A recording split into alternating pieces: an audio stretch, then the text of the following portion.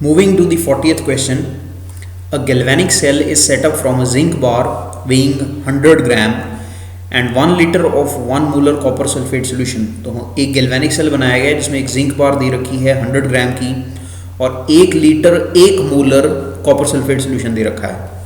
How long would the cell run if it is assumed to deliver a steady current of 1 ampere? 1 ampere का steady current deliver होना है, कितनी देर तक ये cell जो है ये रन हो सकता है, ये हमने फाइंड करना है। ओके, तो इसके लिए सबसे पहले तो आप सेल का रिएक्शन लिख लें।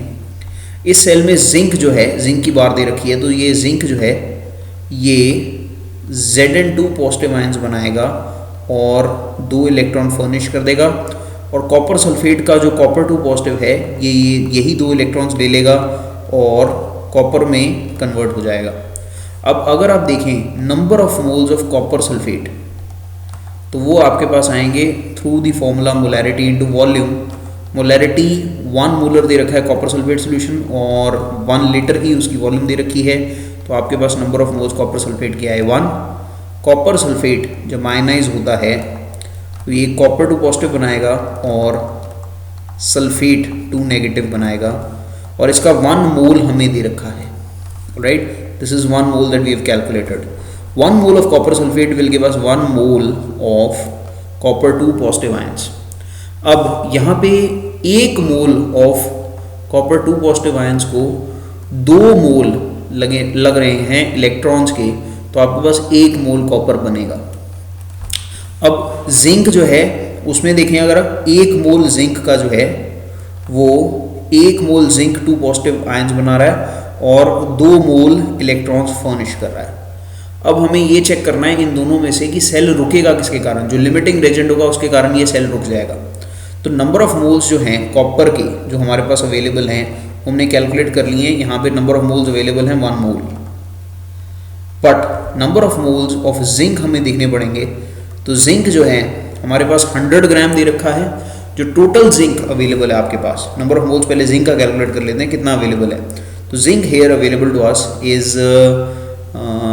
weight divided by the atomic weight।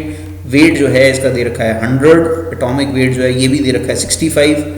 तो जब आप इसे सॉल्व करते हैं ये अप्रॉक्सीमेटली आपके पास आ जाता है 1.53 मोल। तो देखिए ध्यान से, जिंक जो है उसकी अमाउंट ज़्यादा है, वो 1.53 मोल दे रखे हैं और कॉपर जो है वो 1 मोल दे रखा है। तो 1.53 mole of zinc will give us 1.53 moles of zinc ions and more electrons will be furnished. These many electrons are not required, क्योंकि कम इलेक्ट्रॉन्स में ही कॉपर पूरा का पूरा डिपॉजिट हो जाएगा। जो कॉपर है वो तो 1 मोल ही दे रखा है। तो copper 2 positive is the limiting reagent, ये हमने फाइंड कर लिया कि कॉपर 2 पॉजिटिव इस रिएक्शन में लिमिटिंग रेजेंट है, तो इसके कारण ही जो रिएक्शन है वो स्टॉप हो जाएगा। तो जो चार्ज फ्लो करेगा वो कॉपर 2 पॉजिटिव को डिपॉजिट करने के लिए ही फ्लो करेगा। तो हम यहाँ से पहले चार्ज फाइंड कर लेते हैं। Charge Q required to deposit 1 mole of copper 2 positive. तो जब आप 1 मोल ऑफ कॉपर 2 पॉजिटिव की बात करते हैं तो चार्ज रिक्वायर्ड जो है, देखिए 2 मोल ऑफ इलेक्ट्रॉन्स पे जो चार्ज होगा वो होगा 2 × 96500 कूलम, क्योंकि 1 मोल ऑफ इलेक्ट्रॉन पे चार्ज होता है 96500 कूलम और 2 मोल ऑफ इलेक्ट्रॉन्स पे चार्ज हो जाएगा 96500 कूलम। अब ये आपके पास चार्ज आ गया। करंट आपने मेंटेन करके रखना है 1 एम्पियर। करंट का फॉर्मूला होता है charge flowing per unit time. तो यहाँ से आपके पास टाइम इंटरवल आ जाएगा चार्ज अपॉन करंट। तो जब आप ये वैल्यू फिल करेंगे ये आपके पास आएगा 2 × 96500 अपॉन करंट है 1 ampere, so these many seconds. तो जब आप इसे यहाँ पे आंसर में आवर्स दे रखे हैं, आप आवर्स में कन्वर्ट करने के लिए इसे डिवाइड कर दीजिए विद 3600 सेकेंड्स। तो ये आपका आवर्स में कन्वर्ट हो जाएगा और आवर में ये आपके पास आएगा approximately 53.6 hour. So the correct answer here given to us is the third one.